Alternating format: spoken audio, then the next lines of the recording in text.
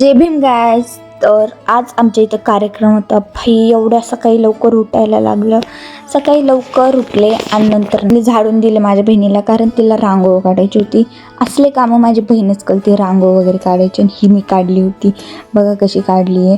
आणि नंतर हा बघा रिझल्ट. आणि इकडं पक्वान बन रहे थे. भाई वास येत होता, एवढा भूक लागत होती.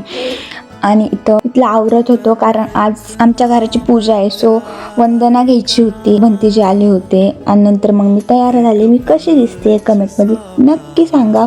आणि नंतर ह्यांचं आयर देवाणघेवाण चालू होतं आणि मी ह्याच्यासोबत खेळत होते. हा माझ्या मावशीचा मुलगा आहे आदू. किती गोड आहे ना, सशासारखा. आणि नंतर भंतीजीने पूजा स्टार्ट केली आणि भंतीजी नवीन घराच्या प्रवेशासाठी शुभेच्छा देत होते. सो नंतर वंदना वगैरे घेतली आणि तो कार्यक्रम खूप चांगल्या प्रकारे पार पडला. आणि नंतर जेवायला बसले होते सगळेजण. आणि भाई मला एवढी भूक लागली होती, पण आता पहिल्याच पंक्तीत तर जाऊन बसता येत नाही, कारण घरचाच कार्यक्रम होता. काय करू शकते, भूक लागली आहे. पण आता नंतर कार्यक्रम संपल्यावर पाहुणे येत होते. भाई माझ्या पप्पाची मावशी आली होती, माझ्या आत्या आल्या होत्या, आणि माझ्या बहिणीच्या रांगोळ कसली तहस नहस करून टाकली लेकरांनी. भाई एवढ्या मेहनतीने रांगोळ काढली होती.